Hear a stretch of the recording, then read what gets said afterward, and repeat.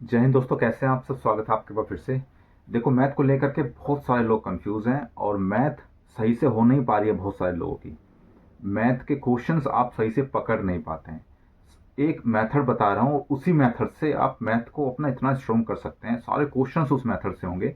उस सबसे basic method यही है। अगर आपने इस तरीके से अपने माइंड को प्रिपेयर कर लिया ना, तो आपके सामने कोई भी क्वेश्चन हार्ड नहीं लगेगा।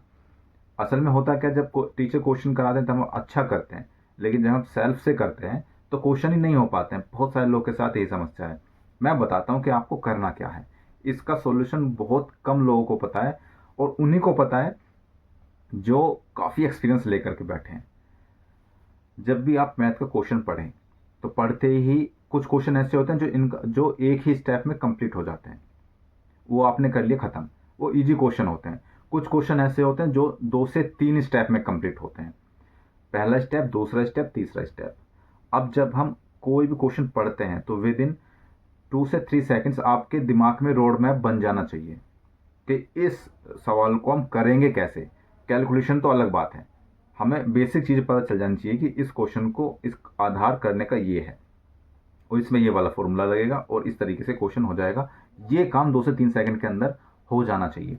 अगर क्वेश्चन 2 या 3 स्टेप का है तो देखो, मैं बता रहा हूँ कि क्वेश्चन की पकड़ कैसे करनी है आपको। आप हम रैंडमली बस पढ़ते चले जाते हैं, पता नहीं चलता कि दिमाग में कि क्वेश्चन को करना कैसे है। फिर उसके बाद दोबारा पढ़ते हैं, फिर समझ में आता है इस तरीके से करना। नहीं, पहली बार में ही बस समझ जाओ कि क्वेश्चन को इस तरीके से हमें करना है। अब देखो, अब जैसे पहले स्टेप जो हमने किया उसका ट्राई करना कि मैक्सिमम कैलकुलेशन आप अपने माइंड में कर लो। Maximum calculation. बहुत सारे लोग क्या है कि कैलकुलेशन करने के लिए पेपर का बहुत ज़्यादा यूज़ करते हैं। मैं कहता हूँ पेपर का कम से कम यूज़ करो, मैक्सिमम यूज़ अपने माइंड का करो। 3 4 मतलब कैलकुलेशन ऐसे स्ट्रॉन्ग कर लो कि पेपर पे ही आप कैलकुलेशन हो जाए। बस 1 से 2 लाइन में आप कैलकुलेट करो, आंसर आपके सामने। सबसे पहले जब आप फर्स्ट स्टेप पे जाते हैं क्वेश्चन के, तो उसका जो कैलकुलेशन है माइंड में कर लो। अगर छोटी कैलकुलेशन है वो तो हो जाती है, बड़ी कैलकुलेशन अगर है तो पेपर पे करनी पड़ती है। लेकिन ट्राई करो कि मैक्सिमम माइंड में ही कर लो। अब जब पहले स्टेप का जो रिजल्ट आया वो आप लिख लो। रिजल्ट लिखो फिर क्योंकि वो जो रिजल्ट है ना, वो दूसरे स्टेप में काम आएगा। और जब दूसरे स्टेप में जो रिजल्ट है वो तीसरे स्टेप में काम आएगा। तो इसी तरीके से आप अपना क्वेश्चन करो। और सबसे बड़ी बात यह है कि आप अपने माइंड को जिस तरीके से प्रिपेयर करोगे ना, ये माइंड वैसे ही प्रिपेयर होगा। ये मैं खुद के एक्सपीरियंस से बोल रहा हूँ, क्योंकि मेरा मैथ ऐसा था कि आज मैंने 7 साल बाद मैथ उठाया है। 7 साल बाद। और आज भी लगभग 80% क्वेश्चन में कर सकता हूँ, क्योंकि मैंने इस तरीके से प्रैक्टिस करी थी मैथ की। और मैथ में मतलब मैक्सिमम क्वेश्चन मेरे, जब मैंने किया था उस टाइम पे 2017 का एग्जाम था, 40 में से 33 क्वेश्चन मेरे ठीक थे मैथ के। उस टाइम पे कितना हार्ड एग्जाम था आप सब लोग जानते हैं। तो वो केवल हो पाया है प्रैक्टिस से। सबसे बड़ी बात आपकी प्रैक्टिस की ही है। आपका जो माइंड इस तरीके से आप प्रिपेयर करोगे ना, वो जब आप प्रैक्टिस करोगे तब आपका माइंड धीरे धीरे धीरे धीरे धीरे धीरे उस तरफ जाएगा, उस तरफ अपने आप को प्रिपेयर कर लेगा। आप क्या काम करते हैं, गलतियां आप ये करते हैं कि जैसे ही मैथ क्वेश्चन आया, आप तो पहले अपने दिमाग से हवा निकाल दो कि मैथ बहुत बड़ी चीज़ है। कुछ नहीं है। मैथ इतनी इजी चीज़ है। अगर आपने उसको पकड़ना सीख लिया, आपने उसको थोड़ा समय दे दिया, आपने उसको थोड़ी प्रैक्टिस कर ली ना, तो मैथ आपके चरणों में रहेगा। सही बता रहा हूँ मैं। मैथ इतनी इजी चीज़ है। बस आपको उसे समझना आना चाहिए, क्वेश्चन को किस तरीके से मैं समझूं। ठीक है, इस तरीके से मैथ को पढ़िए।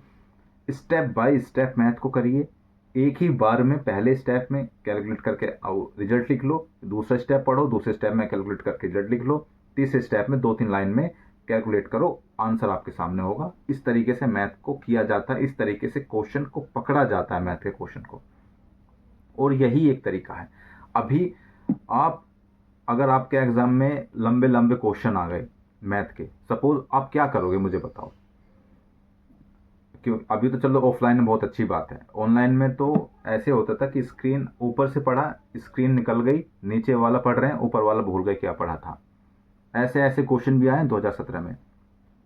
तो उसके लिए आप पहले से प्रिपेयर हो के चलो। हो सकता है ऐसे ही क्वेश्चन आपको देखने के लिए मिले, लेकिन आपका तो ऑफलाइन है, कोई ज़्यादा बड़ी बात नहीं है। ठीक है, आप इस तरीके से मैथ को करो। और भाई मैथ इसी तरीके से स्ट्रॉन्ग और प्रैक्टिस करो अपने मैथ की। आप किसी भी टीचर से पढ़ रहे हो, मेरा मानना ये है कि टीचर आपको केवल बेसिक चीज़ें समझाने के लिए होना चाहिए कि बेसिक चीज़ इसमें इस क्वेश्चन को इस तरीके से किया जा सकता है। बाकी प्रैक्टिस रिवीजन आप अपने स्तर से करें, ठीक है, क्योंकि जब तक प्रैक्टिस और रिवीजन नहीं करोगे ना तो कोई भी पढ़ा ले आपको, खुद टीचर आपके सामने बैठ के आपको पढ़ा देना तब भी आप नहीं कर पाएंगे। आप सेल्फ की प्रैक्टिस और जो टेस्ट सीरीज हैं वो लगाना, ये सारी चीज़ें तो आपको अपने सेल्फ ही करना पड़ेगा, कोई नहीं करा पाएगा। और मेहनत आपको ही करनी पड़ेगी, कोई और मेहनत करने नहीं आएगा आपका। बहुत ज़्यादा दिन नहीं बचे हैं अब यूपीएसआई के एग्ज़ाम को, जल्दी आपका एग्ज़ाम भी हो जाएगा।